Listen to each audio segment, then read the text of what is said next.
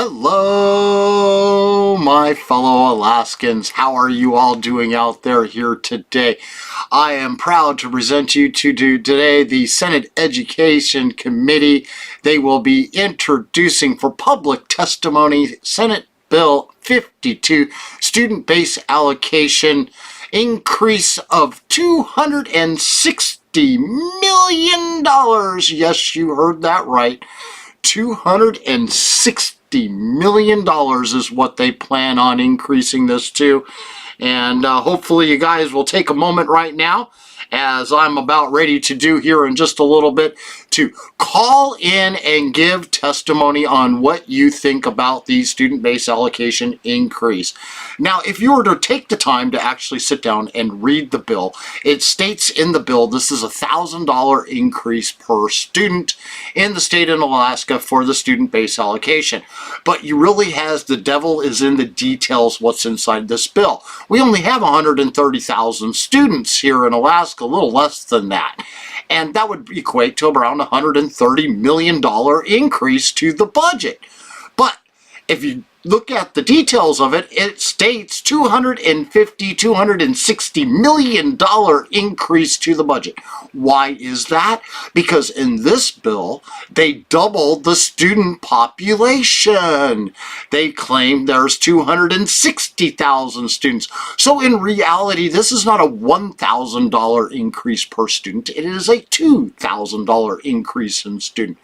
Now, you would think to get this extra money going to them when we all know for a fact that we have the worst education in the nation in the United States, you would think that they would be doing everything in their power to try to make sure that we have the ability to, get some kind of performance, some kind of positive outcome for the money that they want us to give them. There's nothing in the bill that says that. There is no accountability. They do not have to improve the worst in the nation performance that they're already producing. This is just to line their own pockets. Well, you got to also remember that this increase will affect our municipality and borough taxes that we pay as taxpayers on our property. Get ready for price increases on your taxes if this was to pass, because that means that the municipalities and the boroughs will also now have to come up with even more for their portion to cover the increase to the student-based allocation formula. Now, they're going to waste our time here at the very beginning and introduce Bill SB14, which is RIP, which is retired teachers out there, bringing them back into the workforce, back teaching again. And it is just a way to completely manipulate the system. And they bring defined benefits in the further you read. I agree with the first portion of it. Then the further I got in, it's all about defined benefits that they're trying to pass with HB22. They have begun. I'm going to transition over to them. And myself, Senator Tobin, please let the record reflect we have a quorum. Please call in. Thanks. Testify. Lisa and to numbers are listed in the comments above. I do want to let folks know that our committee aide is out of the office. However, he is online, and we have a temporary committee aide here, so please give him some grace or just call in at ease if something doesn't go according to plan. Today, we will be holding the first hearing of Senator Kawasaki's Senate Bill 14. This is to implement a temporary retirement incentive program for public employees in the state of Alaska. This bill will also allow school districts to rehire retired educators through a 12-month contract. After that, we'll be hearing Senate Bill 52, which is to increase the base student allocation in Alaska by $1,000, and we'll be taking public testimony on this bill. It is my intent to close public testimony for SB52 today. If you are unable to testify, I encourage you to send your written comments to senate.education@akleg.gov. Again, that is senate.education@akleg.gov. We will take testimony all the way up until when we have to adjourn. But if you are unable to get your comments in, please consider emailing them to senate.education@akleg.gov. All right, Senator Kawasaki, would you please join us here on the dais and introduce your staff and your bill? Good afternoon. For the record, Senator Scott Kawasaki representing Fairbanks. And with me is, you want to introduce yourself? Through the chair and committee, Joe Hayes, staff to Senator Kawasaki. Great. Just wanted to start by saying thank you, Madam Chair and members of the Education Committee. I know you have a very busy schedule and have been working really diligently on education issues, of which this is one of them. Senate Bill 14 would create a voluntary retirement incentive program for public employees and teachers. It is, I'll just say that a couple things. We are available for questions. There's also a person from Retirement and Benefits who will be here today. I think she might be online, Melinda Voigt, as well as Doug Wooliver, who has been asked to comment on the Alaska court system and its retirement incentive program and some of the results. With that, Senate Bill 14 would create a statewide voluntary early retirement program for public employees of the state to incentivize those vacating long-held, higher-paid positions to perhaps take an early retirement, leaving some of the entry-level folks that are paid less to sort of advance. It would apply to both the school district, public employees within state service, including the University of Alaska.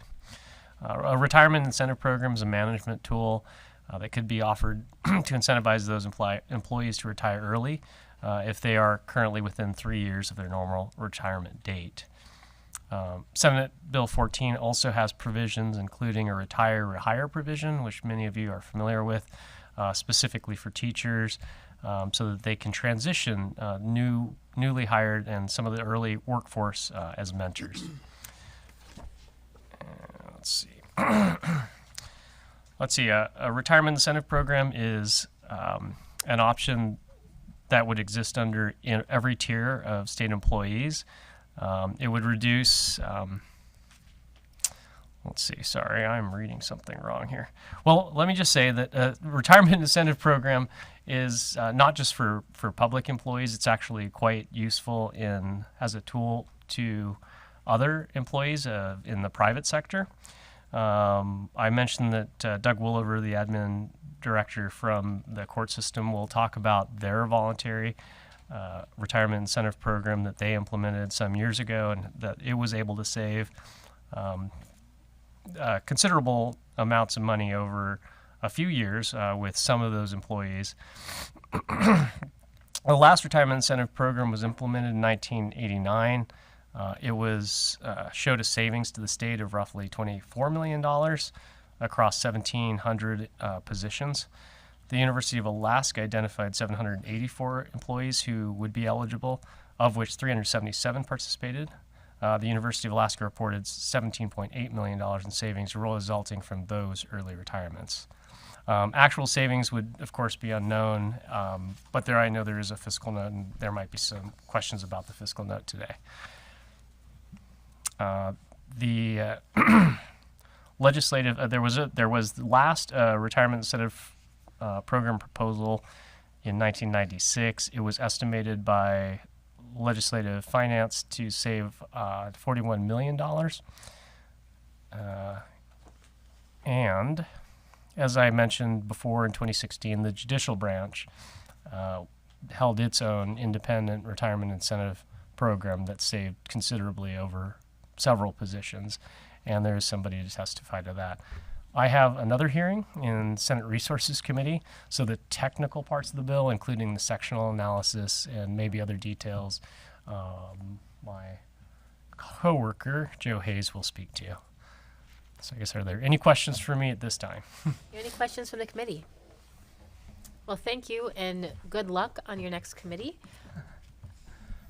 Mr. Hayes, if you could please put yourself on the record and possibly walk us through a sectional. Thank you, Madam Chair and members of the committee. My name is Joe Hayes, staff to Senator Kawasaki, and I will go through the sectional analysis for Senate Bill 14. So the first section of the legislation defines the purpose and intent of the legislation. Section 2, page 2, line 5 to 10 is amended to update the statutes under which members who participate in the retirement plan and are covered in the plan are retired from AS 1425-110A through AS 1425-110. Section 3, page 2, line 11 to 17 is amended by adding a new subsection, AS 1420-136F-2, to specify that C, D, E, I of this section does not apply to the rehire of members who is paid by the hour to mentor teachers who have taught for fewer than 4 years. CDE 1 requires, in other circumstances, that the school district describe a shortage before rehiring retired members, publicly advertise the position, make contracts no longer than 12 months, and provide the administrator with related documentation. Section 4, page 2, lines 18 to 27 is amended to update the statute under which members are retired from AS 1425-110A to AS 1425-110. Section 5, page 2, lines 28 to 31 to page 3, lines 1 through 4 is amended to update the statutes under which members retire to specify with the subsection which allows for retired and reemployed members to receive group health plan coverage. It does not apply to retired members who are rehired and paid by the hour to mentor teachers who have taught for fewer than 4 years. Section 6, page 3, lines 17 to 13 is amended to clarify that each employer shall contribute to the retirement system 12.56% of all base salaries paid to active and retired members who are eligible to receive group health plan coverage, which does not include retired members who are rehired and paid by the hour to mentor teachers. Section 7, page 3 to 6, lines 15 to 24 defines who are eligible to use the the retirement incentive program under this legislation. Employers may limit the program to specific components, job classifications, geographic locations, or a combination of the three. Section 8, pages 6 to 7, lines 25 to 12 requires interested eligible state employees must be employed for at least 12 months prior to application to be approved for the retirement incentive. Prohibits executive branch employees from participating in the program. Section 9, page 7, line 15 to 21 authorizes certain University of Alaska employees who are members of PERS or TERS may participate in the RIP under the appropriate requirements for the defined benefits retirement program established under this bill. Section 10, page 7-8, lines 25 to 2 is amended to give specific benefits cannot be enacted under this bill unless the agreement is executed by the administrator that authorizes the employee to participate in the program. It allows the legislature to change the program as it relates to employees for whom an agreement has not been executed. Section 11, page 8, lines 5 to 10 is amended to add a new subsection which allows the commissioner to adopt regulations to implement and interpret the act. Section 12, pages 8 to 9, lines 13 to line 12, provides definitions of administrator, employer, OMB, PERS, TERS, public organization, and state agencies for the purpose of the act under this bill. Sections 13 through section 18, pages 8 to 12, is amended to update reference section numbers. Section 19, page 12, lines 15 and 16 is amended to say sections 1 through 18 of the Act applies to contracts entered on or after the effective date of the legislation.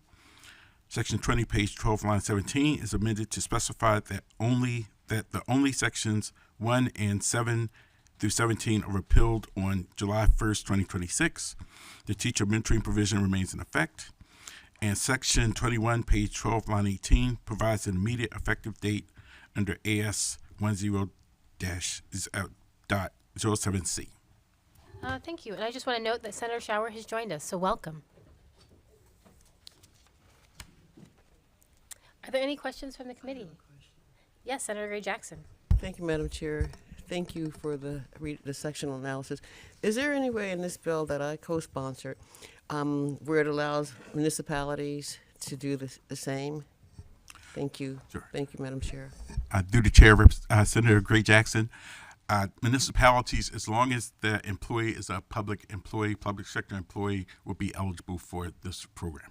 Yes. Thank you. Any other questions from committee members?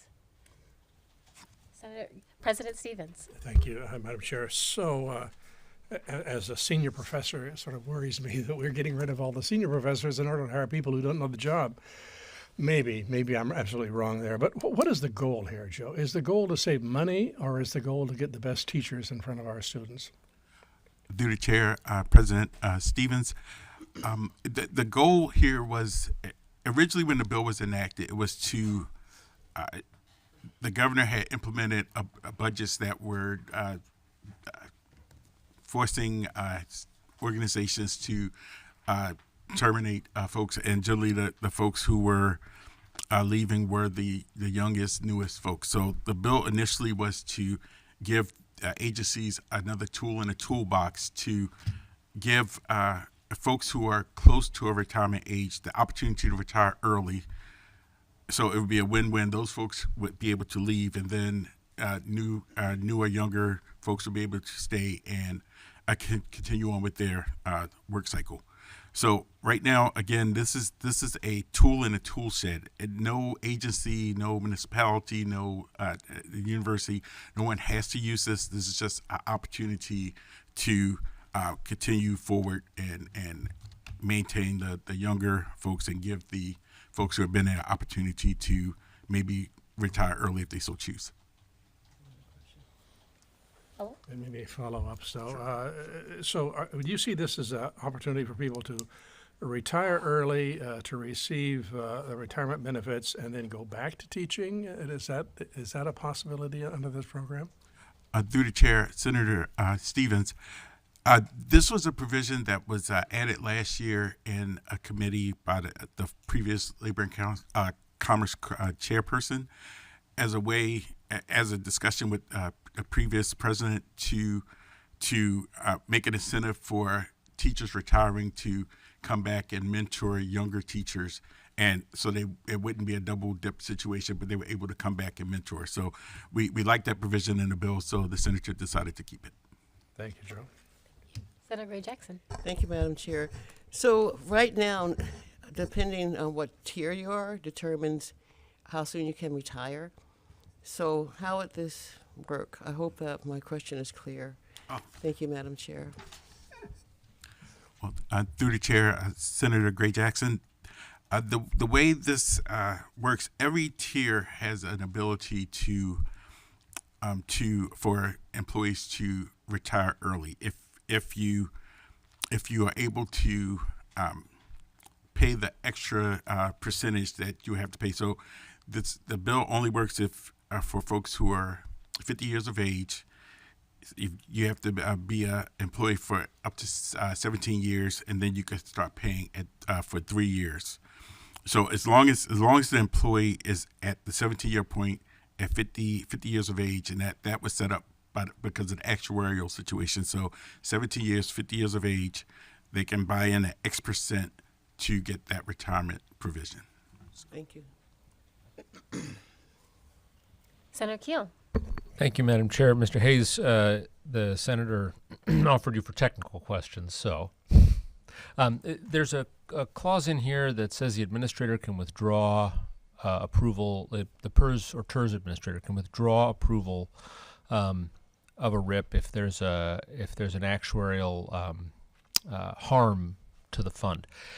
I didn't see that in the initial criteria for approving a RIP. Did I miss that in the bill?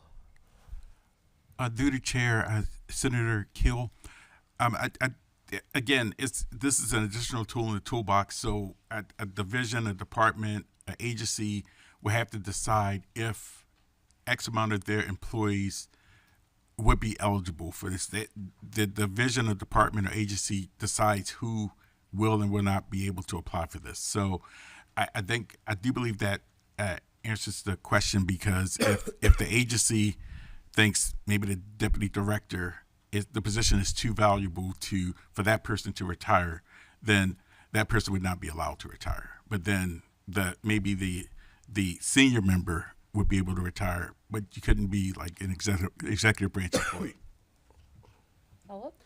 Thank you, Madam Chair. I might follow up offline on that specific question. If I might shift to another question. In the bill, the PERS and TERS system administrators, the Division of Retirement and Benefits, approves these RIPs, these retirement incentive programs for individual. Let's stick with school districts because we're in education. For individual school districts, and there's a couple of things lined out that they consider. Some of those seem like things that would be tough for the head of the state's Division of Retirement Benefits to figure out for a school district, like whether there's a reasonable chance they can fill the positions or they're going to be stuck, right? Can you tell us how you envision somebody sitting in the state office building figuring out whether a school district won't be able to fill those jobs? Through the chair, Senator Keel. So before it gets to the state level, the assumption is the school district working with their school boards would decide what positions are capable of achieving the being able to retire early. And then the school district, in conjunction with their school board, would then decide if they'll have provisions in place to be able to hire someone to fill that position. So that decision is done at the local level, and then it's carried forward to the state level to get final approval. So Thank you. Any other questions?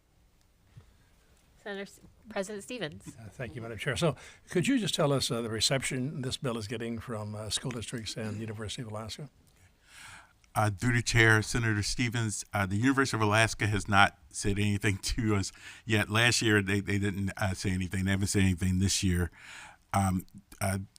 Districts have been okay. Some districts are really happy because it gives them another tool, and some districts are worried that folks will retire that they do not want to retire. So I try to explain that they control the mechanism. So if they choose not to allow the mechanism to happen, then whoever they would like to stay are still going to be teaching. So I'm not sure where the disconnect's at, but I'll continue talking to districts and try to explain that part to them.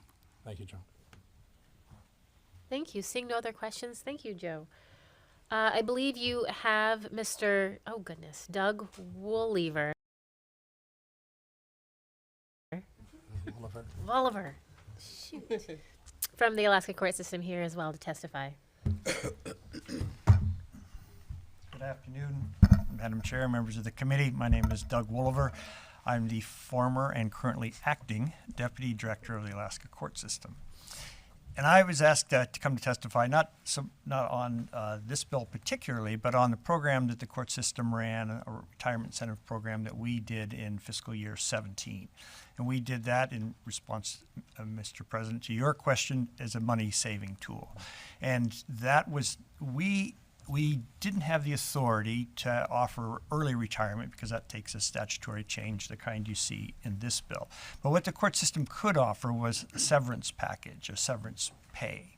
And so we set up a system where if you had been working for the court system for a minimum of 10 years, and if you had been eligible to retire for at least 3 years, then we would pay you a 3-month salary as an incentive to retire. The court system is, of course, much smaller than all of state government, so the numbers we were looking at were relatively small. We had 28 people who were eligible, and which also gets, Mr. President, to your question, and yours, Senator Keel, are you losing really valuable people? Well, we were able, with that small of a pool, you can look and you can say, are these positions we're likely to be able to refill, perhaps like a district might, a smaller district.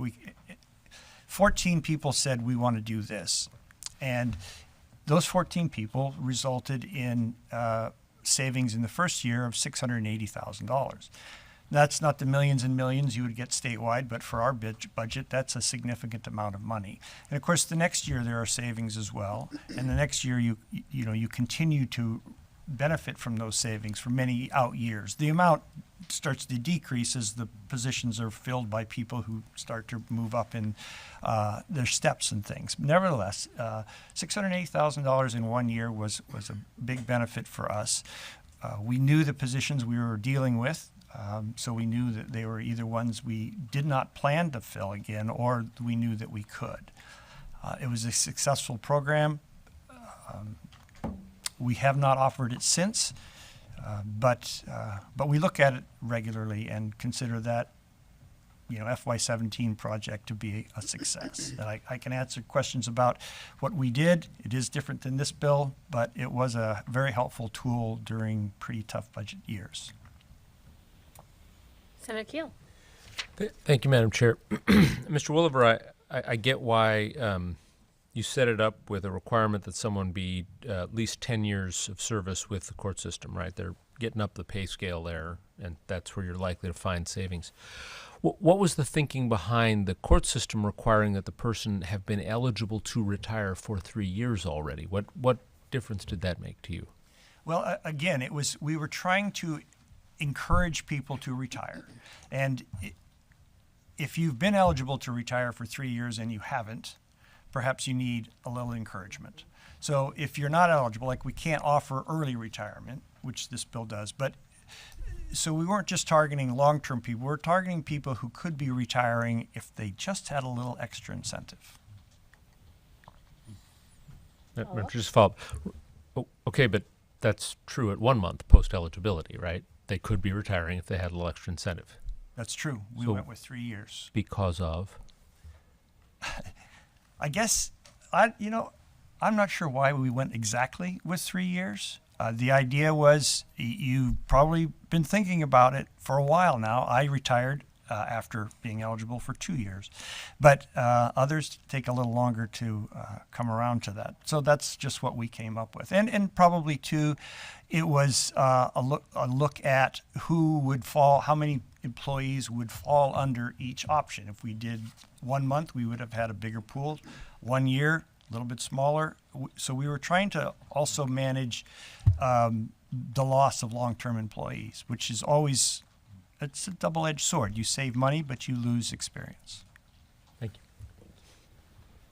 Well, thank you both. We really appreciate you coming to testify today. Seeing no other questions from the committee, I'm going to hold SB14 until our next committee, Friday, February 10th. At that time, we will take public testimony in the bill. If you'd like to submit testimony prior to that moment, it's senate.education@akleg.gov. Senate.education@akleg.gov. And we'll go over the fiscal notes at that time with hopefully Senator Kawasaki here with us. With that, we're going to take a brief at ease so that we can transition to Senate Bill 52.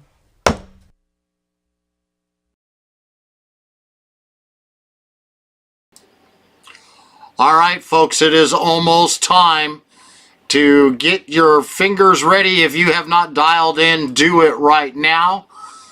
They are about ready to take testimony on Senate Bill 52. I am in line to give testimony on this bill. We just got done listening to SB14. They did a very cursory introduction to this bill. This bill is so corrupt, it's unreal. Please dig into the information on it, Senate Bill 14. Again, it brings in the SB22 defined benefits package that they're trying to pass over in the House, the one that's been fast-tracked and illegally moved through the Affairs Committee there in the House. And so get ready, folks. I hope you are in line and ready to give testimony. I am, and looking forward to it. They are just about ready to go back out of at ease here, and I will flip myself off the screen. There they are. Mike Mason to have him introduce Senate Bill 52. Good afternoon. Can you hear me? Oops.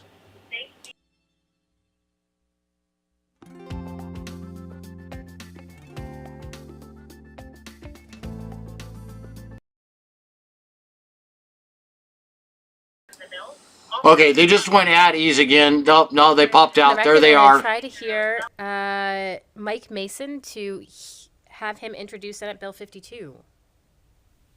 Good afternoon. Can you hear me? We can hear you. Thank you, Mr. Mason. If you could please, well, before we begin, I would like to say that this bill is sponsored by the Senate Education Committee. We're going to have committee aide Mike Mason, who is on Teams, give us a brief introduction of the bill.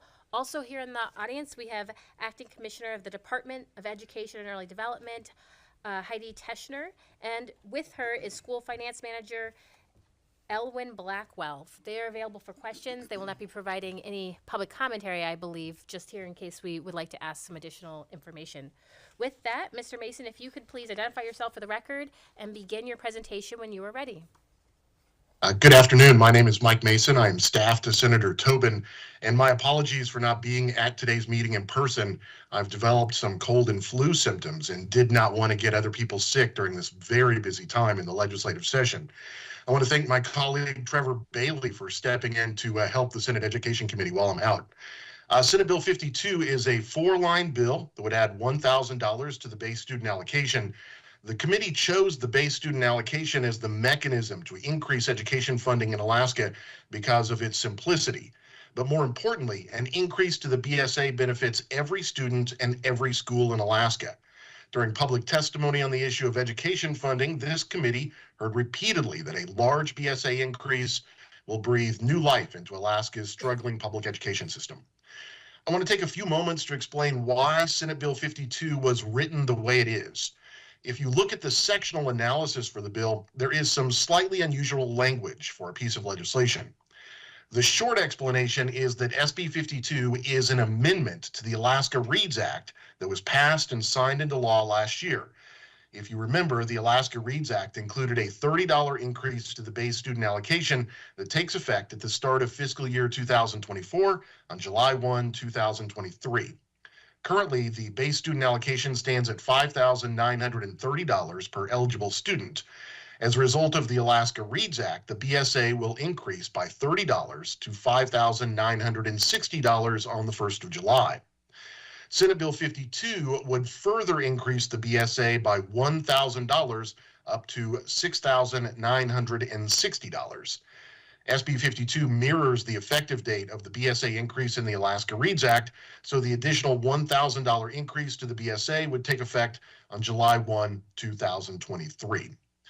If you look at the fiscal notes for SB 52, you will see that the funding mechanism for the BSA increase is a simple general fund transfer to the Public Education Fund.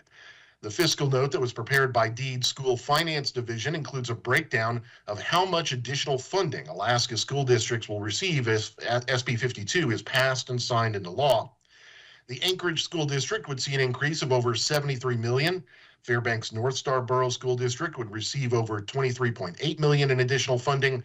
The Kenai Peninsula Borough School District would receive an additional $17.2 million, and the Matsu Borough School District would receive over $35.4 million in additional funding.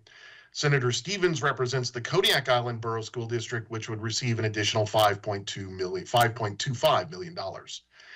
Over the past couple of weeks, this committee has heard compelling testimony that flat funding and inflationary pressures are degrading public education in Alaska. Parents and students are dealing with fewer education programs, staff shortages, and even the prospect of school closures. In addition, the inability to recruit and retrain teachers. The Senate Education Committee heard testimony that there are 700 vacant school support staff positions statewide. So it's not just teachers, it's support staff as well that are struggling in our education system. Funding for public education has not kept up with inflation. On January 27th, this committee heard a detailed presentation from researchers with the University of Alaska's Institute of Social and Economic Research. In 2019, Alaska spent less per pupil on public education than the national average when spending is adjusted for inflation and the cost of living. The base student allocation has been largely unchanged for years. The BSA has gone up by only 4.2% since 2012. However, since 2012, costs are up 24% due to inflation. Very simply, Senate Bill 52 represents a policy choice by the members of this committee and hopefully the larger Alaska State Legislature to help Alaska's public schools address years of increasing costs. Legislative Finance estimates the cost of a $1,000 BSA increase at $257.1 million, and Senator Tobin and others believe that a $1,000 increase to the base student allocation is a fiscally responsible investment in public education. And with that, I can answer questions if needed. Thank you. Thank you, Mr. They're purposely wasting our time right now there and making sure that we cannot have time to give testimony on this bill. They're That's so corrupt. Mr. Mason, we are going to forgo the sectional analysis as we have a... Oops, I really got to start listening to what's going on in my ear for there. Over the fiscal note. And sorry about that, folks. That you didn't miss much there for what they were saying. I've got two things going on. One that's on my phone and one that's on the computer. And I wasn't listening to the one on the computer. They said at ease. I said, oops, mute. But they are back here now. Here we go. Mason, we are going to forgo the sectional analysis as we have a good idea of what the bill does, and that we'd ask that you just go over the fiscal notes. Yes, give me just one moment. So there are two fiscal notes for this piece of legislation. The first one is from the Department of Education and Early Development. And it's basically the allocation is the foundation program. If you look at this, SB52 will increase the base student allocation under AS 14.17.470 by 1,000 in the public school funding formula. The BSA will change from 5,960 to 6,960 in FY 2024, resulting in a $257 million increase in funding to districts. And the bill takes effect on July 1 of 2023. As I noted earlier, the funding mechanism is a general fund transfer to the Public Education Fund, the PEF. The fiscal note effect for FY24 through FY29 is reported in the fiscal note as the funding is deposited in the PEF, not into the foundation program funding component. And if you look at the second fiscal note, which I will pull up right now, one moment. And the second fiscal note is very similar to the first one, and you can see that the increase in FY24 is $257.1 million, and then if you look into the out years of FY25, FY26, FY27, FY28, and FY29, it is the same $257.1 million increase to the base student allocation. And that's a quick overview of the two fiscal notes that are available in your packets. Thank you. I do want to note that we do have Ms. Teschner and Mr. Blackwell here if we have any additional questions regarding funding mechanisms for anyone on the committee. Are there any questions for Mr. Mason or Ms. Blackwell or, excuse me, Mr. Blackwell or Ms. Teschner? Well, thank you. I think we'll move on to public testimony unless there's any comments that committee members like to make. All right, thank you, Mr. Mason. Next up, we will reopen public testimony for SB52 and public funding in our schools. I would like to note that I will be ending public testimony at 5 p.m. Testifiers will have up to 3 minutes to testify. If you are unable to get your testimony on the record today, I please encourage you to email us at senate.education@akleg.gov. Just a reminder, folks, to please keep their comments civil and to not impugn the motives or characters of members of this committee or the Alaska State Legislature. Also, when speaking, if you could please clearly state your name and what your affiliation happens to be. For those who are listening in, you can call in from Anchorage at 907-563-9085. You can also call in from Juneau here at 907-586-9085. And if you are in other parts of Alaska, the number is 1-844-586-9085. All right. We are going to first go to, excuse me, I'm opening public testimony. And we are first going to go to the Seward LIO, where we have Dr. Henry Burns, Jr. Mr. Burns, if you could please identify yourself for the record and begin your testimony when you are ready. Hello. Good morning, Madam Chair. This is Dr. Henry Burns. I'm a principal at Seward High School. I represent the Kenai Peninsula Borough School District. Excuse me. Right now, if the BSA is left alone, I would have to cut 1.0 FTE from staffing. This is in addition to an art position in which my teacher resigned halfway through the year, and I have a long-term sub in that position. This reduction would mean that 75% of my electives taught at my school would be cut. This means no arts, and 80% of my CTE program would be cut due to not having an increase in BSA funding. School funding is a critical issue that affects the quality of education and the future of our children. Adequate funding for schools is necessary to ensure that students have access to the resources and programs that they need to succeed. Here are some reasons why school funding is important. Providing necessary resources. Adequate school funding is essential to provide students with the necessary resources to learn effectively. This includes textbooks, computers, other materials that are essential for students to succeed. Improving teacher quality. Schools that are well funded are able to attract and retain highly qualified teachers, which leads to improved student outcomes. Closing the achievement gap. Adequate funding can help to close the achievement gap between low-income students and their more affluent peers by providing the resources needed to support their learning. Preparing students for the future. A quality education is essential for preparing students for the future, ensuring that they have skills and knowledge needed to succeed in today's rapidly changing world. Overall, BSA school funding is a crucial investment in the future of our children and our society. It is essential that we advocate for student funding for schools so every student has access to a quality education. Thank you. Thank you, sir. Are there any questions from the committee? Madam Chair. Senator President Stevens. Thank you, Madam Chair. Dr. Burns, could you just reflect on what this would do to your student-teacher ratio? Do you have any idea on that? Yeah, I would. It would probably increase my student ratio between 3 to 5 kids per class. Thank you. Any other questions from committee members? All right, we're going to move on to another individual who's in the Seward LIO, Jennifer Desmira. Ms. Desmira, if you could please identify yourself for the record and begin your testimony when you are ready.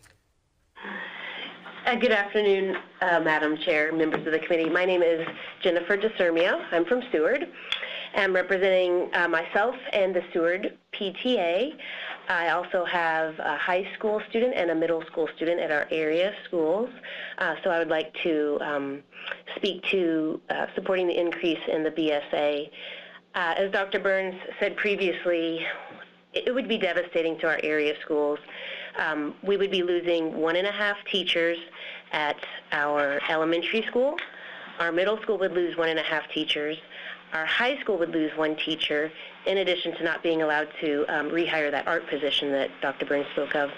So these are drastic cuts that will eliminate most electives and even possibly some core classes. That's more than our community can sustain. We want to provide a quality education for our students. We want to hire and retain quality teachers. We owe that to our children. And, you know, ultimately our children are the future of our community. So if we want to sustain our communities, we have to pay into this now to ensure that we retain our quality students. We're losing students to homeschool programs because we can't provide what they need in our brick and mortar classrooms. We lose quality teachers. They come to Seward, they get hired at the last minute because we haven't provided adequate funding. We haven't been able to plan for the future. But sometimes with the one-time funding, some things come through and we're able to snag some teachers at the last minute. But this is not something that they can depend on, that they feel secure in and into the future. When we cannot offer contracts until later in the year, our hiring pool becomes greatly diminished. So we're having a hard time finding those quality people and retaining them in our community. So I would like to advocate that we increase the BSA, that we stay contemporary with inflation. We haven't had an increase since 2015, except for the one-time funding scenarios, but that's not something that we can count on and plan with into the future. And I would like to advocate for forward funding education so that we're not scrambling at the last minute trying to fill empty positions. Thank you very much for your time. Thank you very much. Are there any questions from committee members? We will now move on to Megan Miller, also in the Seward LIO. Ms. Miller, if you could please identify yourself for the record and begin your testimony when you are ready. Thank you. Madam Chair and members of the committee, my name is Megan Miller from Seward, Alaska, and I am representing Seward High School. I am the new drama advisor at Seward High School.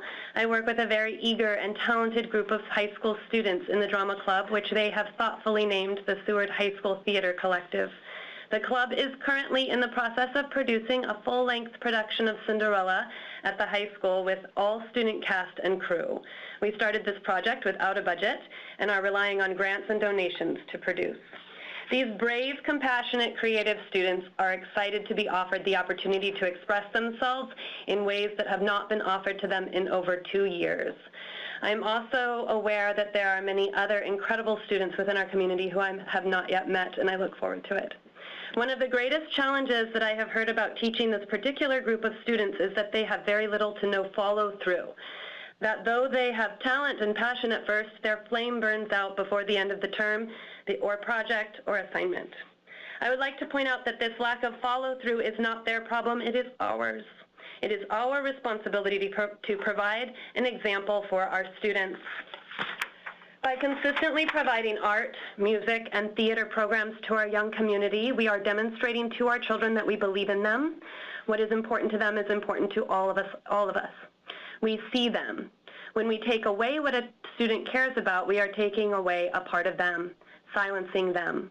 The last 3 years have been hard on students. They have seen a lot of things start and then taken away because of the pandemic. They lost a little faith. It is time to rebuild that faith. We have an opportunity to rebuild our students' faith in the school system by providing them with consistency in our programs. As a mother of 2 girls being raised in Seward, it is imperative to me that to see Seward High School, middle school and elementary school, offer an art department that grows with its students. Art 1 for freshmen, Art 2 for sophomores, Art 3, and so on. I hope to see music and choir return to the music room with the opportunity to be challenged with new skill requirements for each new term. 2 to 3 live full-length student productions performed in our theater each year. These dreams cannot happen without consistent funding required to keep faculty in place and materials in hand. Each time we take away funds, we have to rebuild. Each time we rebuild a program, we set back our students. With a small community population and limited housing in our town, we do not have the luxury to pull students into our schools, or teachers, into our schools at the last minute. We must make teacher retention a priority in our schools for all departments. Art, music, and theater are no exception. Without art in my own high school, I may not have made it to graduation. I definitely would not have gone on to college. I know that I am not alone. All our students deserve to be heard. Our young artists deserve the right to compete along with the rest of the state, country, and even the world. It is our opportunity or responsibility to offer our children every opportunity to see their own potential. This brave, compassionate, creative student Thank you, Ms. Miller. If you could please wrap up your comments. Follow through on our own assignment to provide art in schools. Thank you. Thank you very much. We're now going to move here in room in the Juneau, in the Belts room here in Juneau. Up next, we have Alex Thank you so very much. Mr. Werthmeyer, if you could please identify yourself and put yourself on the record and begin your testimony when you are ready. Thank you, Madam Chair, and thank you for the opportunity to testify in support of SB52, which would raise the base student allocation by $1,000. This is great. I have a son and a daughter that went through the Juneau education system. They got a quality education. That was in the 90s and early 2000s. My daughter went on to University of Alaska, getting a MAT and a counseling certification, now works as a elementary school counselor here in Juneau school system. Her 2 daughters are nearing the age of entering the school system, and I want them to have that same quality education opportunity as well as kids all through Alaska. And as we've heard, years of flat funding for the BSA combined with inflation has had a devastating effect on the efficacy of funding to meet Alaska's constitutional mandate for supporting public education. We are seeing increasing class sizes, inability to recruit and retain teachers and support staff, and even the prospect of school closures. Even this increase will not fully account for the effects of inflation, but it's a great start. And given the impact of the pandemic on student performance, it's more critical than ever to fully support our public education system. So thank you for bringing this forward and doing what you can to improve public education in Alaska. Thank you, sir. And can you just say your name for the records that are Alex recorded? Wertheimer. Thank you very much. Are there any questions for Mr. Wertheimer? Seeing none, thank you, sir. We're going to stay here in the room. And next up, we have Senator Shelley Hughes. Senator Shelley Hughes, if you could come forth. And I think you know the drill, so I'm going to let you go for it.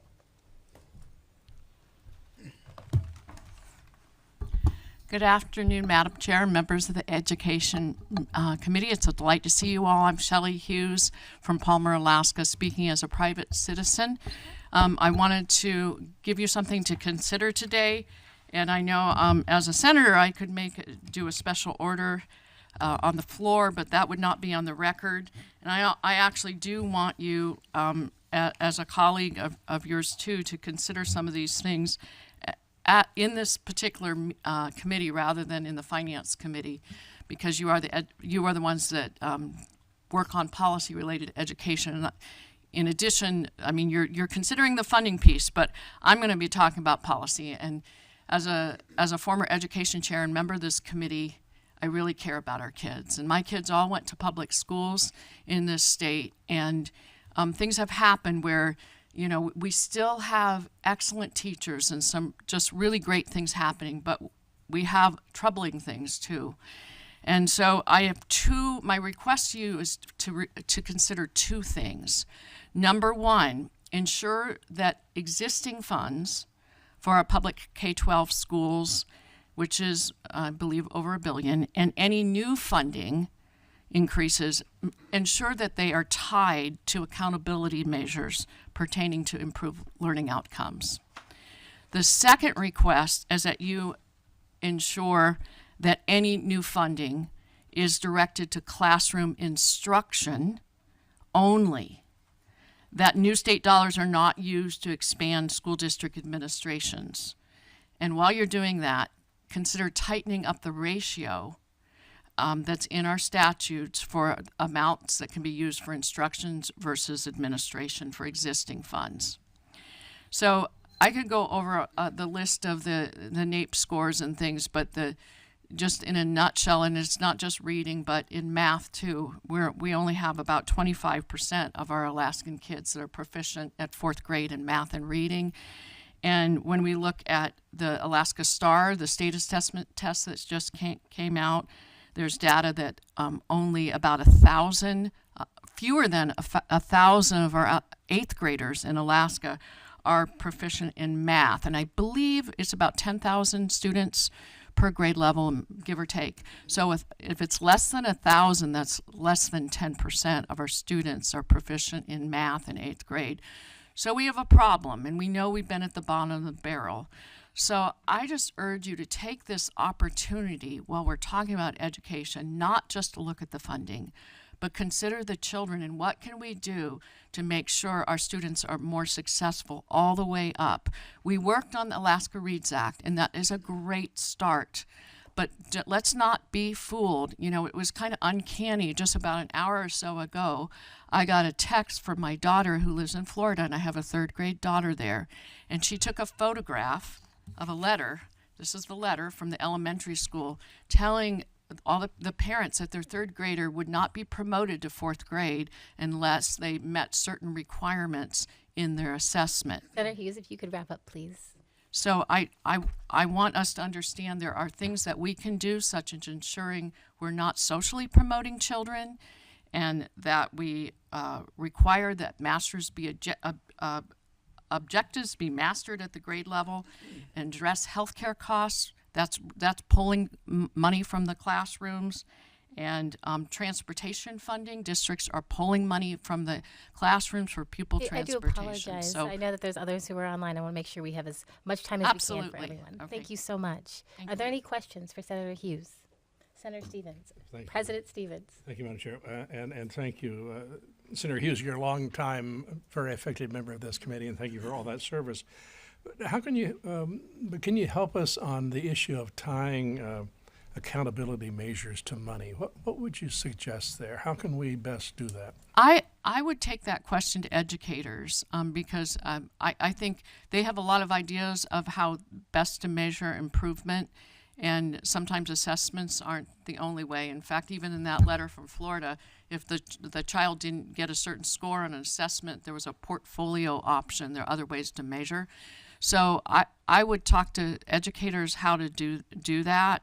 It's going to take a while before the K through 3rd cohort and we get everything up and running and we really see the benefits of that. And the rate of improvement's not going to be like Florida and Mississippi because we still allow social promotion. But, grades 4 through 12, I would really focus on those. Those are kids that are going to be walking out the door into the big world soon. And we need to do whatever we can. And I don't know exactly, Senator, through the chair, the best way to do that, but I think educators could help us with that. I know want to get it into the classroom. If I've heard from educators, if they knew that money could come in to be used for teachers' aides and tutors and things like that, that would help. And so simply requiring that it go to classrooms for instruction and not be used by administration, that's a marvelous way to do it as well. And we could free up some dollars too to get into the classrooms. I think some of the districts are supporting the concept of the option, not the requirement, but the option that they could join the state public employees health insurance.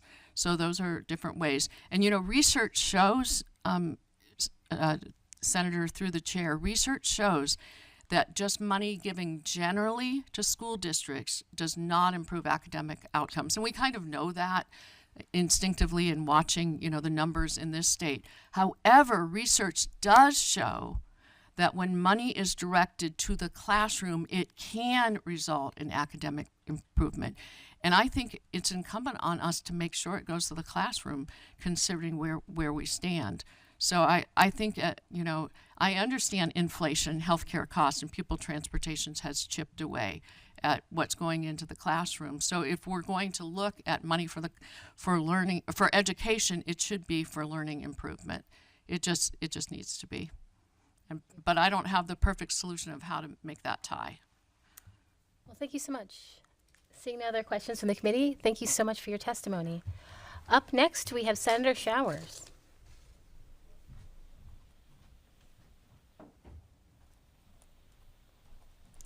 You also know the drill, so I'm going to let you take it away. Just to reflect, as we do have a 3-minute time limit. I've got it ready to go. So for the committee, I am Mike Shower, representing myself today. I appreciate the time to come and have a chance to talk to you. Without a regular committee, this is kind of our opportunity to have some public testimony to speak to you this way with some issues. So I'm going to talk fast. I'm known for that anyways, but I have a lot to go through. Some of it's complementary to what Senator Hughes just briefed. Just a couple points, and I'm attacking this more from a numbers person. I'm not an education guy, not my lane of experience, but some things I think are important to throw out because it does drive to what I want to make the point. Alaska's current, and this is coming out of this report, Alaska's current spending per pupil has exceeded the U.S. average by 23%. And this is not meant to be a counter, just as another part of the discussion as you debate this. Increased spending, as Senator Hughes says, often a cure-all for lackluster education system, no matter which states examined, but higher spending does not necessarily correlate with better outcomes. We're the 6th highest public education revenue expenditures in the nation. But as we know, when you look at the NIP scores, in 2019, 5th lowest in 4th grade math and dead last in 4th grade reading. States like Indiana had current spending stayed constant. They were 7th highest in 4th grade math and 17th in reading. Idaho had decreasing spending. They were 15th in 4th grade math and 11th in 4th grade reading. Point being that higher spending does not necessarily give us good outcomes, as Senator Hughes highlighted, and I think we all know that. This is interesting. The increased spending was not distributed equally between salaries and benefits. Salaries increased only 4% in Alaska, yet total benefits, and this is fascinating, 124%. Where's the money going? That's, I think, the point of this as I'm discussing it very quickly.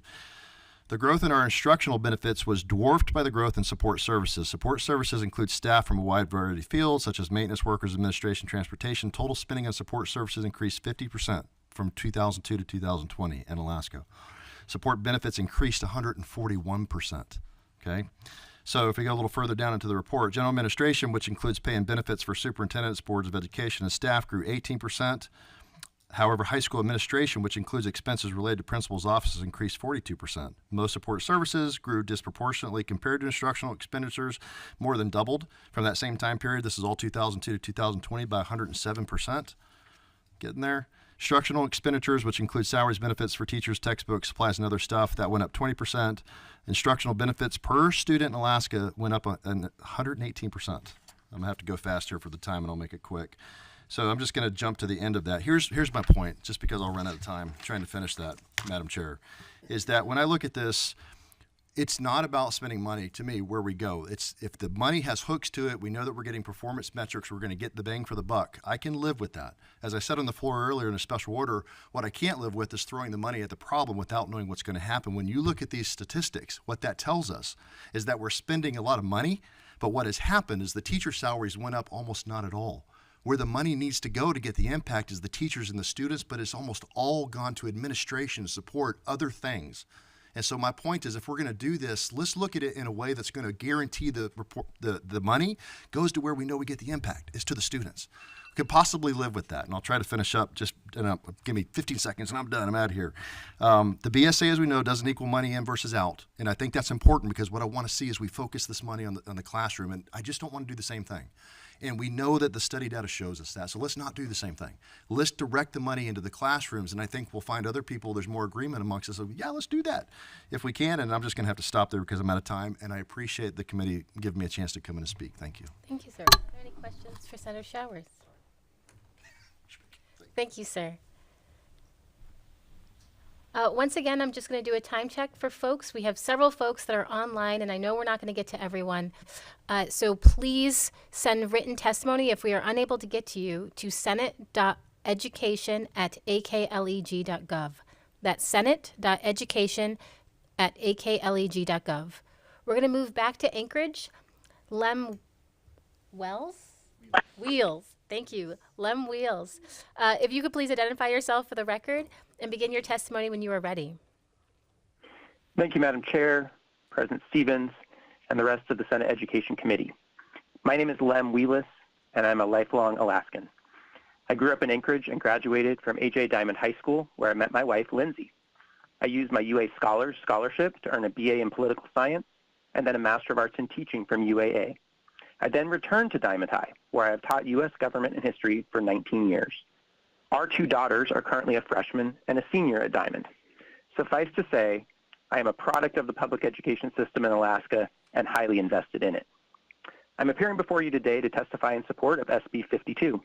Alaska schools are in dire need of a significant increase in the BSA, and the $1,000 increase proposed in SB52 would go a long way toward correcting the damage done by flat funding for the last several years. I've enjoyed working at one of the best high schools in Alaska over the past 2 decades. However, in the past 4 years, our school has lost a third of its FTE due to budget cuts, and I've watched more than half of my colleagues leave and be replaced. And in talking to them as they've departed, I've heard 3 common reasons: increasing workloads, inadequate wage increases relative to inflation, and a lack of a pension. I'd like to briefly address each of these today. The past few years have been hands down the hardest of my career. First, there was the year of the earthquake. Then the next 2 years, it was the pandemic, requiring major adjustments to how we teach and how we support students through unprecedented anxiety, depression, illness, and uncertainty. This year, things are starting to get back to normal, but class sizes have increased year after year due to budget shortfalls caused mostly by flat funding of the BSA. Even with the federal COVID funds, rising costs due to inflation have meant fewer teachers, which means larger class sizes, which means more papers to grade, and ultimately more work for every educator. Meanwhile, educator wages have not kept pace with inflation. The last several years, I've seen raises of 1 to 2% a year against inflation rates of 3 to 9% a year. Regardless, my real wages have decreased every year, even as my district gives me more students to teach. Other professionals get raises when they're given more responsibility in their jobs. Teachers are told, do more with less, as if that's even possible. Finally, while I'm fortunate to have been hired in 2004 and have a defined benefit plan myself, Most of my colleagues do not. More than half of all teachers in Alaska are in TERS Tier 3, with neither guaranteed pension nor Social Security as an option. We call it the death tier, as you essentially have to work until you die or risk running out of money in retirement. This has to change. Senators, I'm tired of seeing great educators leave my school, my district, and our state because we're not investing adequately in our schools.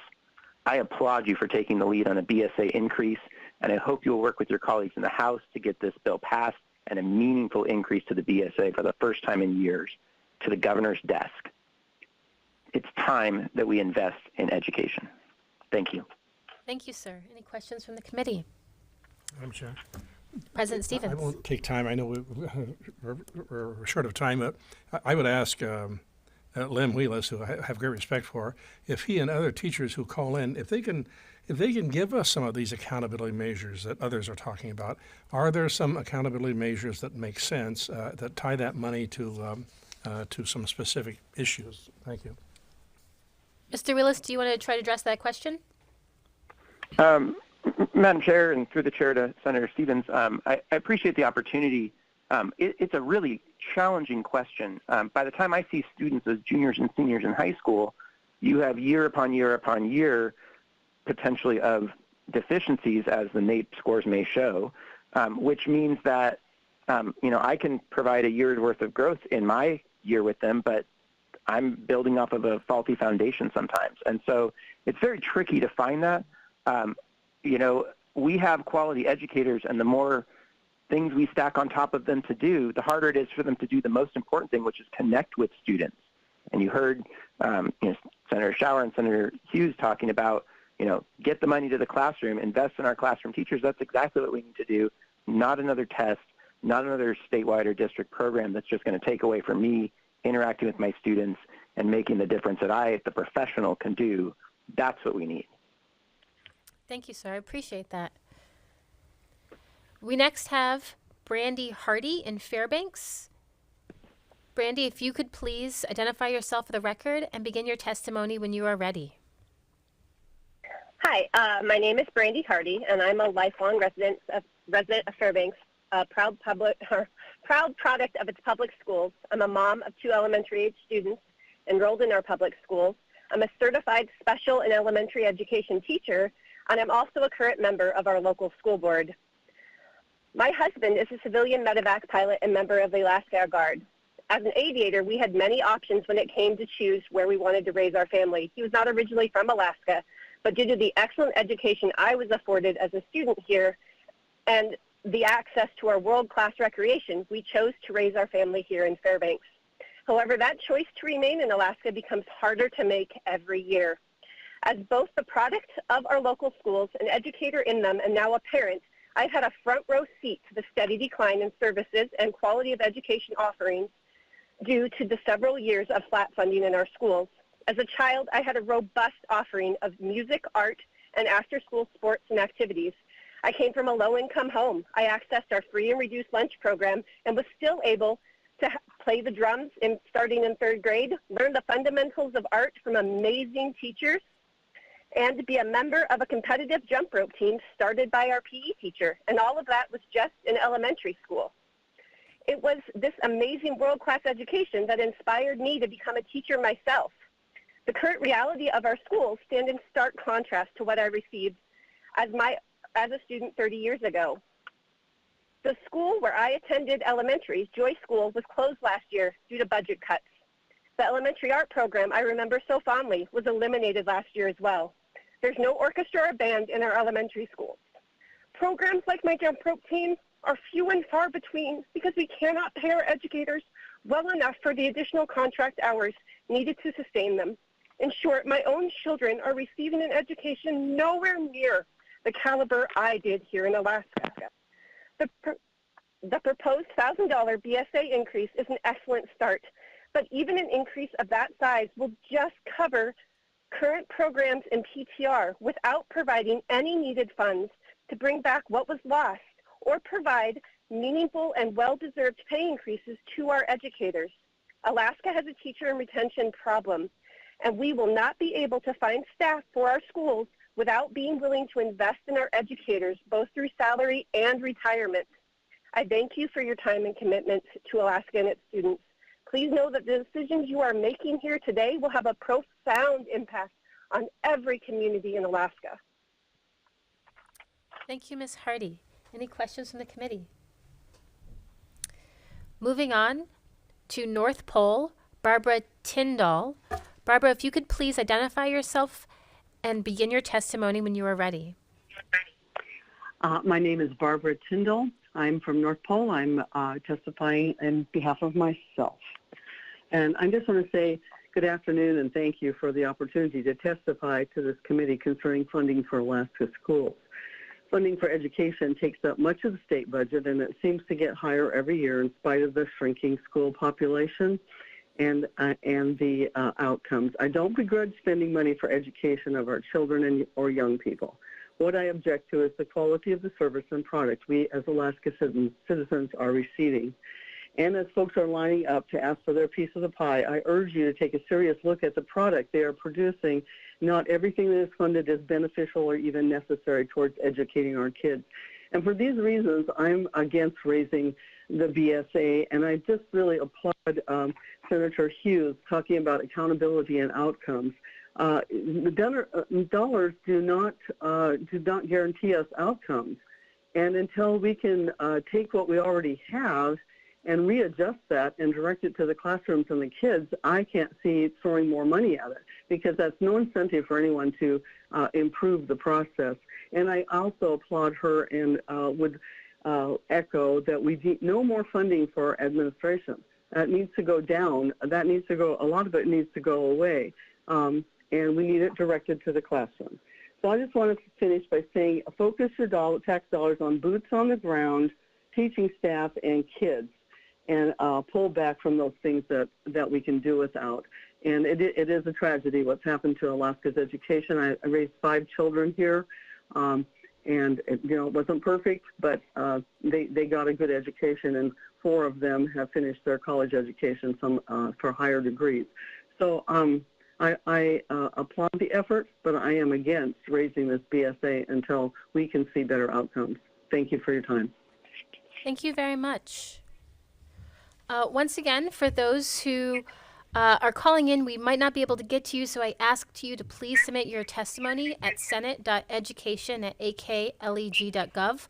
Also, for those of you who are reading testimony, if you could please submit that also via senate.education@akleg.gov. I know our recorders would greatly appreciate it. We'll be moving to Fairbanks next. Kelly Nash. Kelly, if you could please identify yourself for the record and begin your testimony when you are ready. Hi, my name is Kelly Nash, and I'm calling on behalf of myself and my students. Thank you for doing this, first of all. I want to start off with that. I'm also against raising the VSA. I have a child in 9th grade right now, and since she's been in school, I've had issues with, the teachers. I'm not a teacher, so I've had issues with them teaching her how to independent study. It's always been groups, and then we had COVID, and now here she is in 9th grade. We're having a hard time with that. We're spending a lot of money. There's 3 different places that these kids can turn money into, turn their schoolwork into. We have propaganda in every single school. I get calls from all over the city of Fairbanks from parents. And I've seen it myself. I've actually spoken to them. We have propaganda in the schools. We have teachers, substitute teachers that are long-term substitute teachers using the classroom as a stage for their political beliefs. We have teachers and we have librarians that like to spend all day long on Facebook. I happen to have moles in many groups. I have hundreds of screenshots of their conversations that I will definitely forward them all to you. I am also a business owner, and I know that if my quality of work wasn't where it should be, I would not be getting paid what I get paid. So I remember a time when we didn't have to deal with all this. There wasn't Google Classroom. There wasn't, Power School. There wasn't all this other stuff. There was just learning, and that's all it is. And that's not what it is anymore. And I don't know where that got lost, because I have a 24-year-old daughter also who did very well here in Fairbanks at school, and all of a sudden it flipped. I think before any money is given anymore to anything, money is not going to solve the problem. I also know that the reason a lot of teachers left is because of the mask mandates. They got fired or they quit their jobs. So everyone needs to reflect on all that. Not only that, but all the talk about the COVID vaccine, et cetera, et cetera. There are many, many issues here, many. Now, I was in sport when I was in high school. It was great, but there's also, clubs outside of school that, that don't cost a lot, that you can enjoy without having to have the schools pay for it. I don't think, and all these clubs that, that are all over the schools, they don't need to be there. Get rid of it. Focus on teaching. Get rid of the teachers that are using the, classroom as their stage, and teachers that actually care. My daughter has a couple right now, and I absolutely adore them. But there are a lot that do not. Absolutely do not. And that's all I have to say. I do not support the increase. Thank you, Ms. Nash, for your public commentary. We next are moving to Delta Junction. Margaret Mullins. Margaret, if you could please identify yourself for the record and begin your testimony when you are ready. Yes. My name is Margaret Mullins. I go by Margie. I came to Alaska in 1952 up the Alaska Highway with 7 siblings. Mom and Dad had 2 more. We lived in Delta Junction because there was no school there. We didn't have running water or electricity. We went on base to Fort Greely. The state had an arrangement that if the base provided the land, they would provide the building and the teachers. And it was a wonderful arrangement. We got an excellent education. And I have been appalled to see what children are learning nowadays that is so uneducation. The prior lady, I'm sorry I missed her name, but she was absolutely right on when she said that it's not education that's being given out, but misinformation and political agenda. And kids are being taught to accept what is absolutely insanity thinking instead of rational, cogent education that can be applicable to life skills, to home skills, to marital skills. This woke agenda that is creeping into our nation, I am so concerned that with this upping of the funds, I'm concerned, number one, about where is it going to come from? Is it going to come from the dividends? If it's coming from the dividend, that means everybody who homeschools, who relies on that, they will be robbed of their kids. Old-timers and people across the state who are survivalist or minimalist livers who have relied on the dividend. If this robs the dividend, you're going to have a phenomenal amount of people struggling massively. So where is this $250 million, a phenomenal, huge amount? Where is that coming from? I'd also like to say that there have been some phenomenally good teachers who, as the prior lady said, lost their jobs, though they were excellent with the kids, loved by the kids, had excellent powers of conveying difficult concepts, education.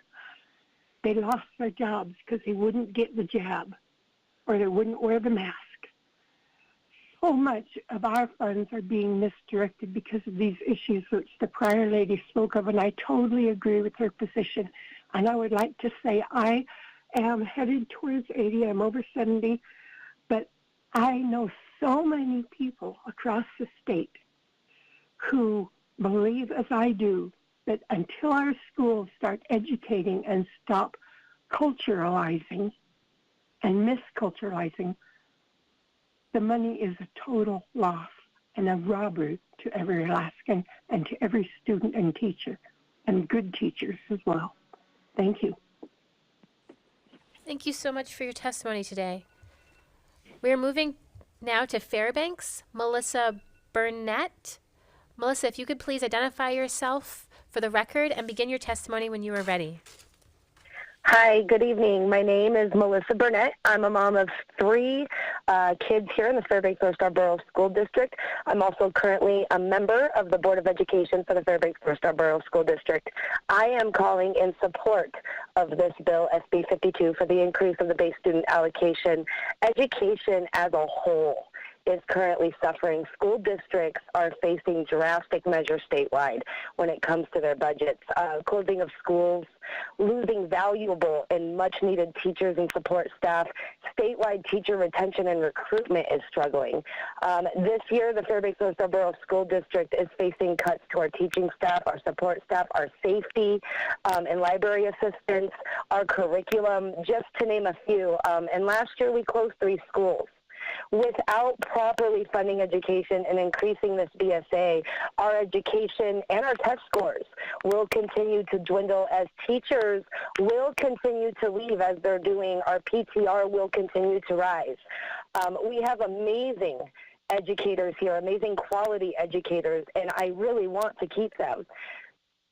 We believe, in Fairbanks, we believe in providing an excellent, equitable education in a safe and supportive environment so that all students will succeed, a belief that every year is getting harder and harder to believe due to the cuts and budget problems we are facing with the loss of revenue. We have amazing teachers. We have amazing programs. And to cut them further is a disservice not only to our community, but to our children, who, honestly, will one day maybe sit in the very seats which you currently are holding. The Alaska Constitution, Article 7, Section 1 states, the legislature shall maintain the public schools. Please don't make the same mistakes of short-selling the future of Alaska. We need this. Thank you. Thank you so much for your testimony today. Our last online testifier will be Jenna Fabian from Nikiski. For those who have not been able to get in online, please email your testimony to senate.education@akleg.gov. senate.education@akleg.gov. Jenna, please identify yourself for the record and begin your testimony when you are ready. Hi, good afternoon. I am Jenna Fabian, current principal of Nikiski Northstar Elementary on the Kenai Peninsula. I'm also a current board secretary for the Alaska Association of Elementary School Principals. And I'm also a proud parent of 2 children that attend schools within the Kenai Peninsula Borough School District. I am calling in to advocate for increasing the base student allocation to essentially make up for the impact of inflation after 6 years of flat funding. We know that inflation is evident, and we are really seeing these negative impacts everywhere, especially in our buildings, from heating costs to the rising price of supplies and really the challenges that Alaska faces with regard to shipping costs. Ultimately, it all adds up. I'm very concerned about the teacher and really overall staff retention. And really, that's paramount. Our schools are currently staffed with certified professionals that really have decades of training. They know our community, they know our students, and they choose to show up each day in support of our most important resource, the kids. As these cuts occur, they continue to work with less, which has the potential to increase the amount of certified professionals leaving the education field. Just that burnout, it's a real thing. It's critical that we keep our experts in the building while really maintaining appropriate pupil-teacher ratios. That consistent, stable staffing in buildings, not only does it support the academic progress, but also it really supports the safety, security, and well-being aspect of any school. These staff know the students, and they're able to identify concerns, things that might be off or may not make sense. Our students, they deserve an extraordinary educational experience, and ensuring that we have consistent staff each year, it has a direct impact on their well-being and success. I know it sounds cliche, but our students are our future. Raising the BSA will allow school districts to ensure staffing and programs that really support a variety of diverse educational experiences that not only enrich our students, but they also expose our students to a variety of career pathways that students wouldn't otherwise know exist. You take any community in Alaska, look at how many people are in need of electricians, plumbers, all of these positions that are essentially fizzling out. So ensuring that we have firm support of programs that will, introduce students to new career pathways is essential. Lack of stable funding to education would ultimately equate to my site losing at least 1.5 FTE. This cut is crippling. Please wrap up your comments. So I could go on. I will go ahead and email the committee with a couple of other concerns, but really just we cannot afford to have these cuts. The students really are our future, and so I thank you for listening and considering how important it is to increase that base student allocation as SB52 is directly investing in Alaska's future. Thank you. Thank you, and thank you for your service to our children. Our last testifier during this open public commentary period will be Lon Garrison. Lon, if you could please identify yourself for the record and begin your testimony when you are ready. Yes, Madam Chair, for the record, my name is Lon Garrison. I'm the Executive Director of the Association of Alaska School Boards. I'd like to thank you for the opportunity to testify on behalf of Senate Bill 52 and support of that bill.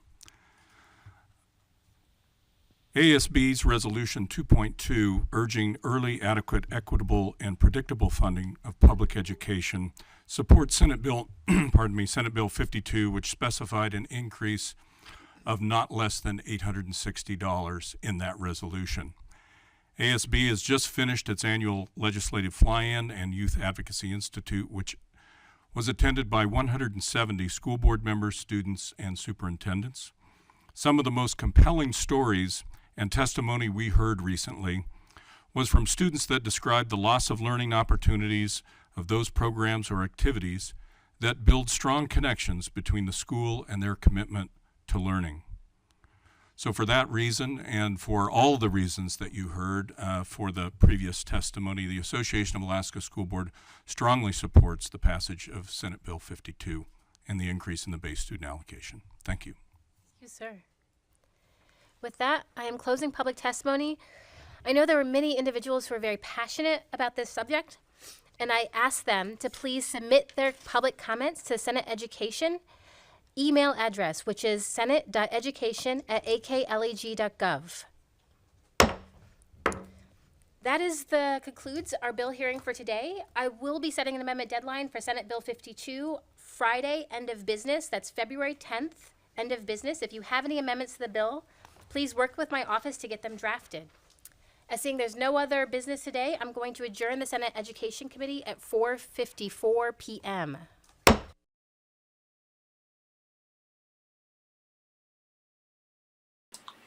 Wow, absolutely wow. I am so furious right now. It is unbelievable.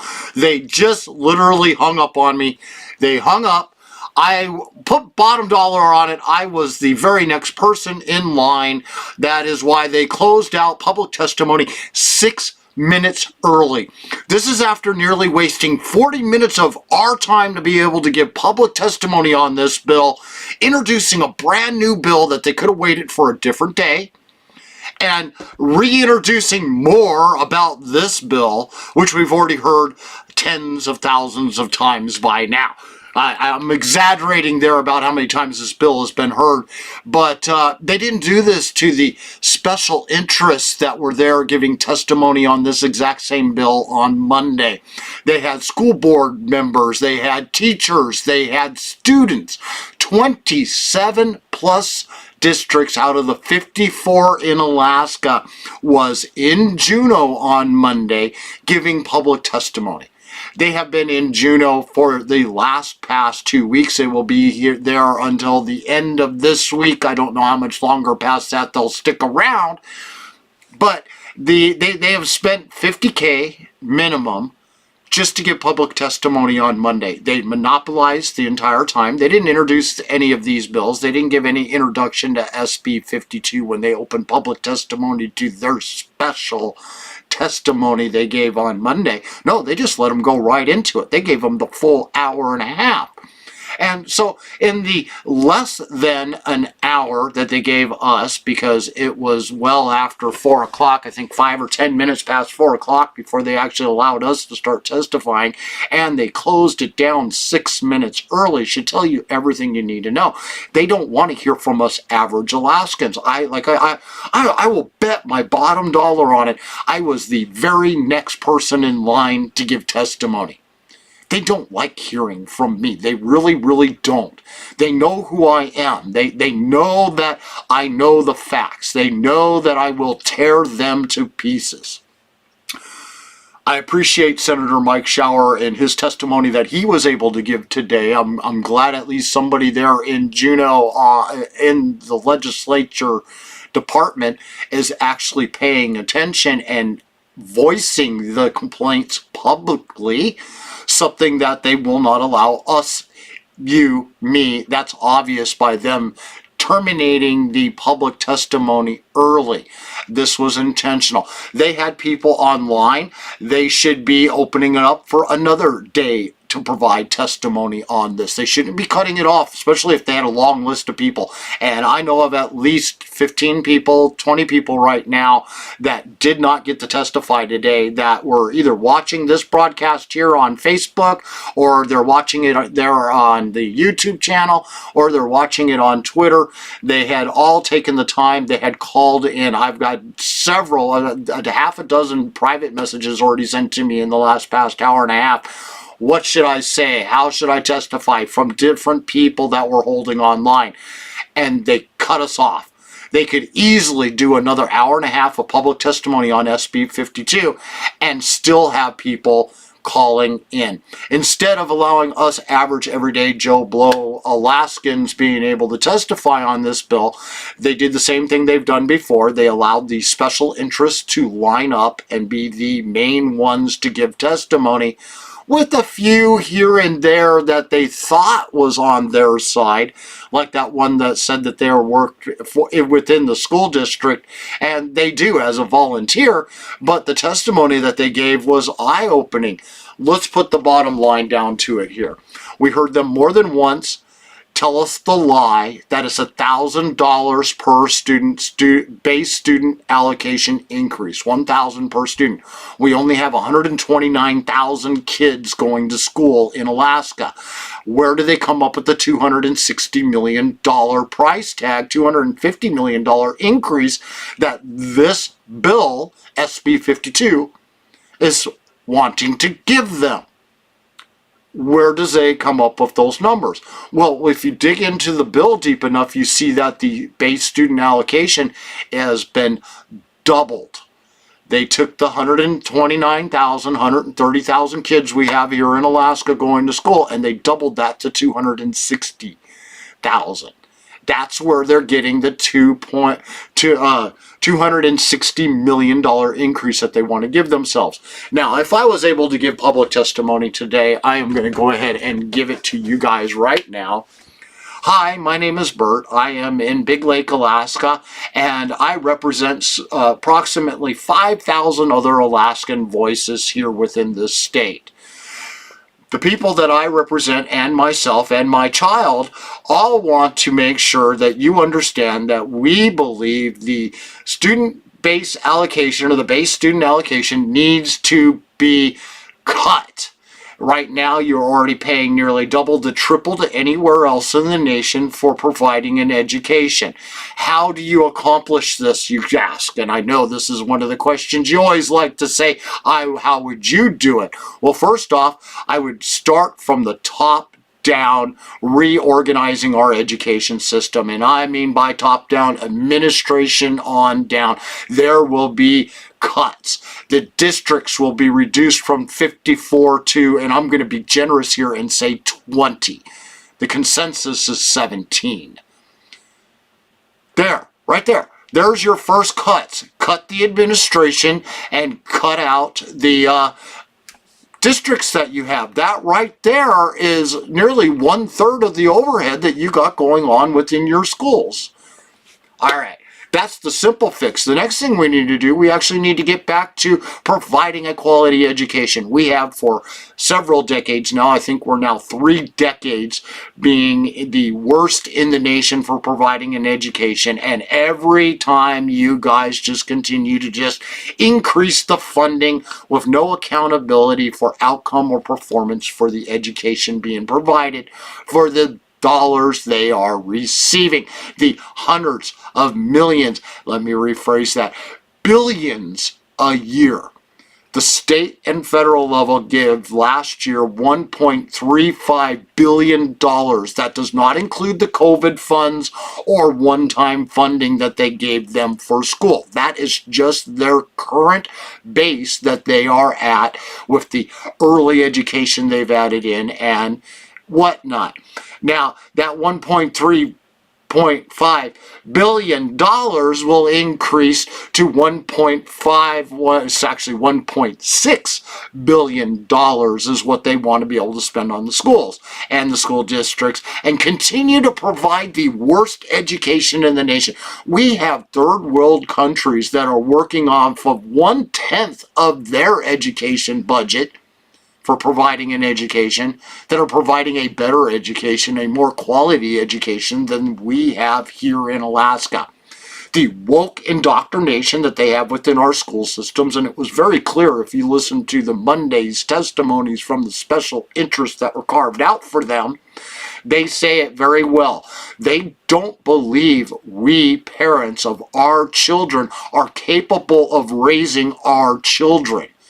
They want to be their parents now. They want parental control over every aspect of our child's lives, from mental health to the food they eat to all of their mental anguishes that are created. Oh my God, we are the most mentally disturbed generation I've ever seen recorded. I mean, just literally, we're just all mentally disturbed. Oh, look what COVID did to our children. Thank God it opened up the eyes of we parents to the indoctrination camps that they have there in school. I'm going to miss, I really do miss the gentleman. I wish I could think of his name right now off the top of my head. He went and became a legislative aide down there in Juneau for Allard, Jamie Allard. But he was showing up at the Anchorage School District and he was reading the books that they were providing in the education. Now you need to go back to, I believe it's 2021, 2020. It was, I would say 21. It was in the peak of the COVID when the schools were still locked down. School boards were only doing virtual meetings. You couldn't participate unless you got in on their Zoom to be able to even leave comments. But they had brought up diversity, inclusion, and equity program that they wanted to instill into the Anchorage School District. And Donnelly, who was on the school board there at the time, wanted to add an amendment to that diversity, inclusion, and equity ordinance or school rule or whatever they call it at the school district level. He wanted to add into that bill that said that CRT, critical race theory, will not be taught within the ASD school district. They refused to do it. They refused to add those simple 3 little words and the fact that it will not be taught in ASD, because they outright knew that diversity, inclusion, and equity was a rebranding, a renaming of critical race theory. And that is what they're teaching our children throughout, to hate other people just because of the color of their skin. That you are socially, economically repressed because of the color of your skin. And if you followed the critical race theory's thinking, if you have white skin, you are the oppressor that are doing the oppression on all the other people here in Alaska. Now, I would not give 1 dime extra to our school districts at this point, unless there is an outcome and performance tied to it. We need to become, say, the 30th in the nation, not 49th, 50th, or if you look at third world countries, we're ranked somewhere around, oh geez, God, I don't even want to go there. We're close to 100 when it comes right down to it, as being the worst in the nation. I know I'm over exaggerating there, but if you looked at just our state compared to everywhere else in the nation, that's where we stand at providing an education. We're dumbing down our students. We're indoctrinating them to a groupthink. One of the presenters today that gave testimony stated it very well. You guys are more worried about making sure that your indoctrination and the groupthink is being taught to our children than actually providing an education. What happened to reading, writing, and arithmetic, science? These should be the fundamentals that they concentrate on. They bang their heads, our students' heads against every single day. This is what they should be striving to achieve: excellence in numbers, education in excellence in being able to read and comprehend at a level at the grades you are in at minimum. My child at that age, in the 4th grade, was already reading in a middle school to high school level. By the time she was in middle school, she was reading at a high school and college level. By the time she entered into high school, she was at the college level in her reading skills. Her math skills, on the other hand, thanks to teachers that she had as math teachers that were more interested on "Go Red Sox, we're going to win this year," and giving statistics on that and talking baseball all day long, than he was concerned about teaching math, which really regressed the teaching of the math level for 2 years. Got into the high school, started to get a better grasp on it, and then ironically, COVID hit.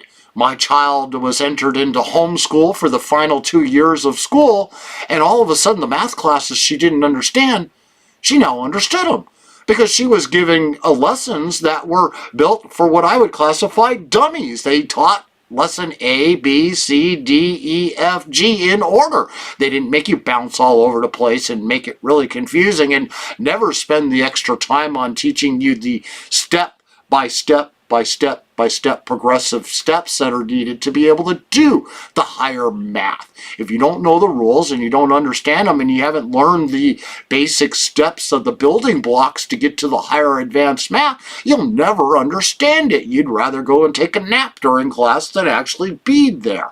Surprisingly enough, that's why we're ranked 25% of our students in school, listening to Shelley Hughes there, are proficient in math.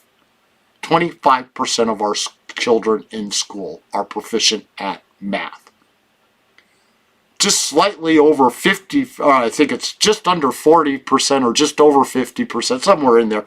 Somewhere between 50 and 40%. I really do got to pull up the numbers. I'm trying to remember what Shelley said there. But that's the reading level. We're barely pushing a 50% reading at grade level within our school districts, and that's at the 4th grade level. Imagine when they get up into the high school levels. They're reading at elementary, middle school level when they enter into the high school classes, because it progressively gets worse, because the teachers continue to have to play catch up over and over and over again. Why? Because they're more worried about the mental state of our children. Did they get fed? Are your feelings okay? Oh, you're behind. Let's teach you the new math, and here's your gold star for participating. Move on to the next grade. This has got to end. Our schools need to be completely demolished to the ground, and I mean that as a structural level on the administration and the dynamics of the way they are teaching our children right now. It needs to be completely destroyed, brought back down to the ground level, bring it back to the foundation: reading, writing, arithmetic, and STEM, science classes. Get all those science and technology classes included into that grouping there. That needs to be the core. We need to get rid of the triple, quadruple administration that is overburdening our schools right now. Did you realize that in Anchorage alone, there is 4 kids for every adult that is employed into the ASD school district? Think about that. 1 adult for every 4 kids. But they don't have enough teachers, the per student ratio, because they just don't have enough teachers. They have all the money goes to the administration. What doesn't go to the administration is going to the overglorified healthcare system, and that I'm understanding is a payout to the unions, and the unions pay the healthcare. And whatever doesn't get used in healthcare, because they don't have to be accountable for that money going 100% into healthcare. It's just a blank check, just like they write to our school districts. Our school districts aren't accountable for the money that they get. They are just given an allocation based on the amount of students that they're there, and here you go. Have a nice day. Figure it out. Well, now here's the next step to this $260 million increase to the base student allocation that they want to give, that they claim is only $1,000 per student with only 130,000 students. Wow. My new math, even doing, I'm going to do old math, 130,000 times 1,000, that's $130 million. Not $260 million, $250 million that this bill has in it. You have to apply the new math to come up with $250 million at $1,000 per student for the base student allocation. But they cut off testimony early. They delayed testimony by introducing a brand new bill, and that brand new bill was, and I'm going to divert topics here now, and I'm going to go into that bill, and then I'm going to call it a day. SB14, the RIT bill, the Retirement Incentive Program that they're trying to bring in, and it is just a redesigning of the HB22, the defined benefits package that they give to firefighters and the police officers that they're trying to do right now. This is for the education, though. And the way they tried to paint this one in the short little time of the introduction, I mean, this bill is huge. It's massive. It took me longer than they did explaining what is in this entire bill. The first part of it, I'm for it. It was talking about bringing retired teachers back into the workforce to teach at the schools again, and they can continue to be able to receive the retirement benefit packages that they already have and continue to receive their checks on top of being able to go back and provide an education. They just can't re-enroll back into the retirement program. They get no retirement. They're basically a sub-teacher, but an actual teacher, not a sub-teacher. But they get paid like one. No retirement packages, no benefits in that department because they already got that under their current retirement. And then that's when it gets tricky. They talk about this as a 4-year grace period that they allow these folks to be able to collect their retirement and be able to continue teaching for the next 4 years. And then they start going into and they start talking about the firefighters and the police officers. Well, what is this doing in an education bill, I ask myself. You ask yourself, why do they have police officers and firefighters being brought up in an education bill that's supposed to be a retention of retired teachers, bringing them back into the workforce again? Well, it's because it then starts to talk about the defined benefits package that they are crafting, HB22, for the firefighters and the police officers. We warned you. We warned you they were not going to stop with just the firefighters and the police officers. Here it is in black and white, SB14, bringing HB22, the defined benefits program that nearly bankrupted our state when we got rid of it back in 86, 87.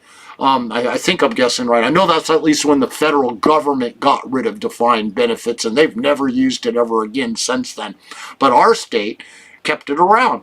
I mean, we are still $4 to $7 billion in the hole from that old defined benefits program that they had previously. $4 billion in the hole, negative. They're $4 billion short to even being insolvent on the retirement packages they currently have or had. Now they want to bring back defined benefits, and there has been zero financial reports that have taken it down to the level of the municipality or the borough's portion of the contributions to that. What kind of impact is that going to have on the municipalities and boroughs throughout the state of Alaska? I know just here in the Mat-Su Valley, we're some like 400 what did they say, 400 million?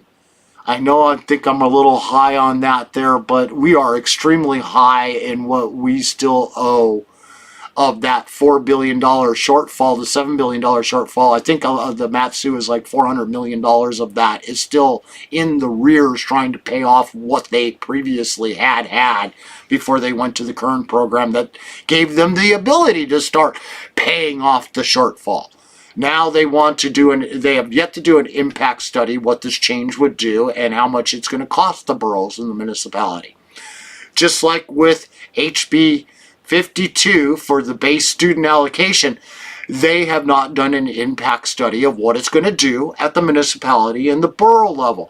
Every time you increase it at the state level, it is written into our laws, the statutes that we have, that the municipalities and boroughs have to have matching amounts based upon a percentage of what the state gives. They have to match municipality or borough funds or our property taxes added on to it.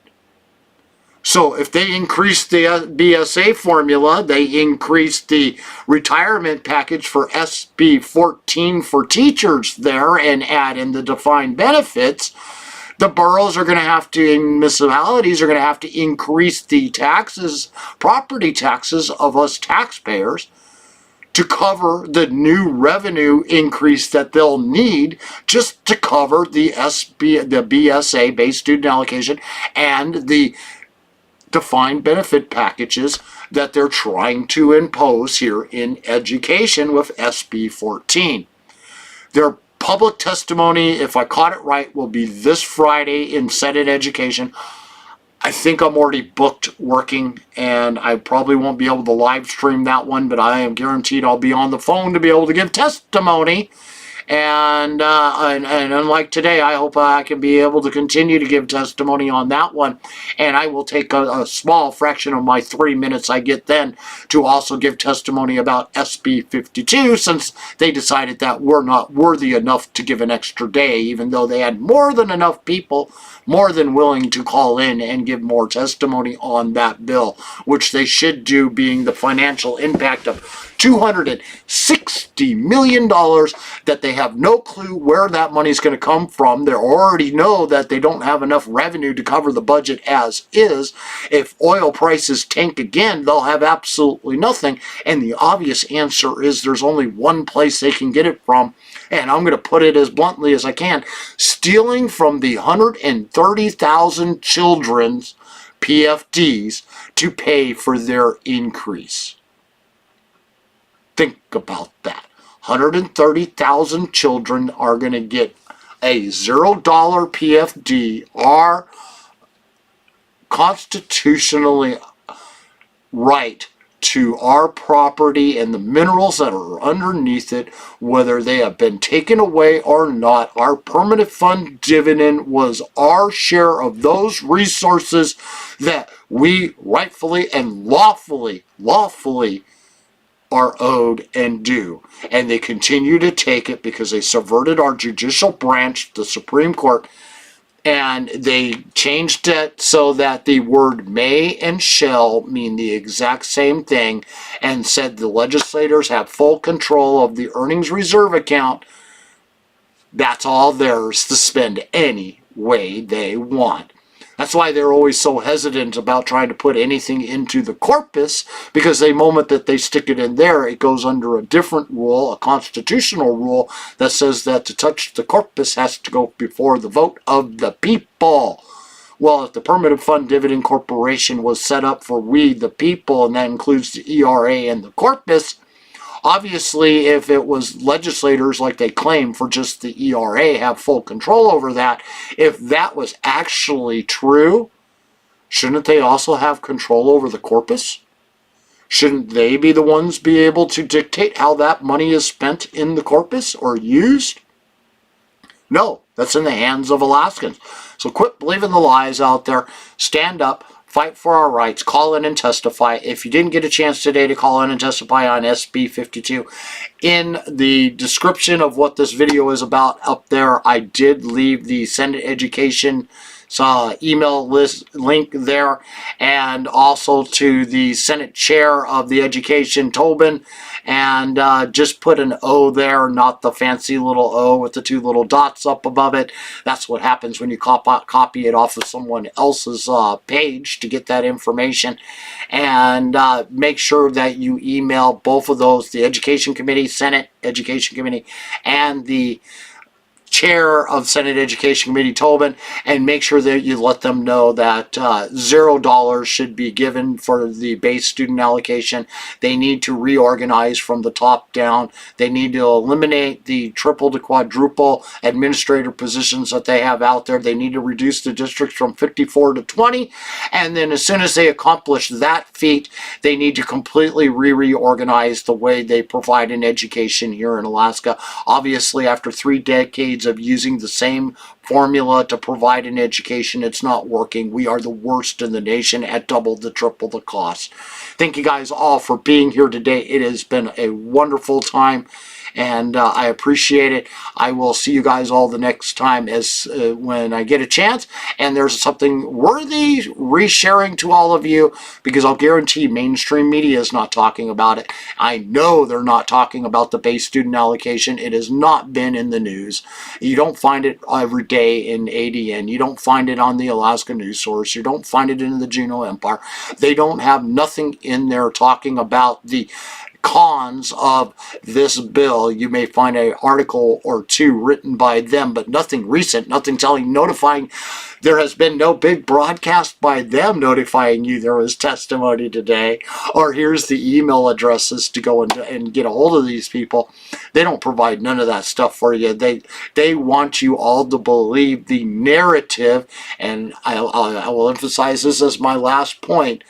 Everything that I am sharing with you, always keep in mind we are to focus on the narrative. The narrative that they spin is what they want us all to keep repeating.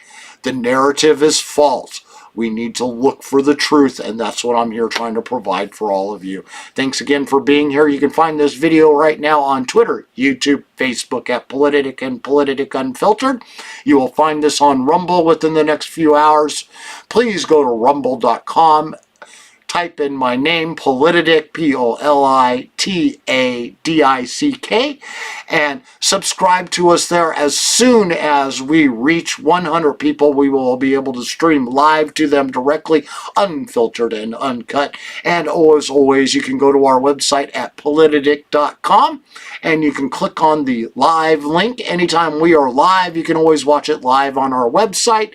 And while you're there, please go to our support page at politadick.com/support, and it would be greatly appreciated if you did that.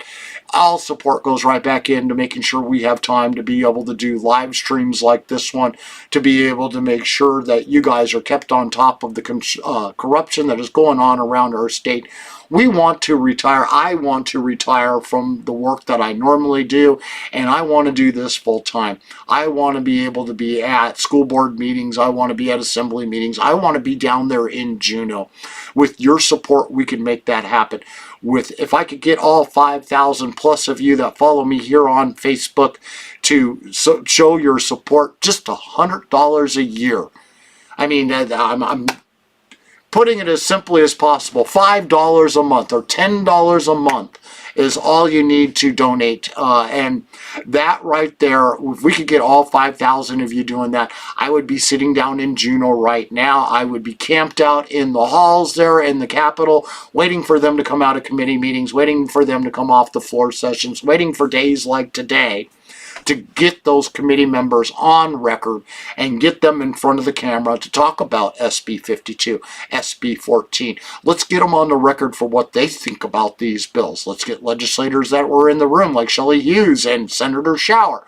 Let's get the both of them on record. Let's get them in front of the camera. This is what's missing down there in Juneau, and I want to be the guy that exposes it and does that. And if every single one of you guys was to support me, all 5,300 plus of you right now was to donate $100 a year, I'll guarantee you'll find me in Juneau, and you will find people sitting in the Anchorage assembly meetings, You'll find someone live streaming the Matsu Borough Assembly meetings. You will find people sitting in the Anchorage School District Borough meetings, or Alaska School District School Board meetings, the Matsu Valley School Board meetings. You would even find us over time having people in Fairbanks. And of course, since I'm already in Juneau, I'll be sure to find someone else in Juneau that can help go and do a school board meeting, because I'll be at the Capitol. And we could get this covered. We could do what mainstream media fails to do, but it takes us all working as one and showing your support. So once again, please go to politadick.com/support. Click that support button. All proceeds go right back into doing what we're doing here. Pays for the restream services to watch it on all of these different channels, and the ability to be able to make this happen and take the time off of my regular work and still be able to afford to live. Thank you guys once again for being here today, and we'll see you the next time.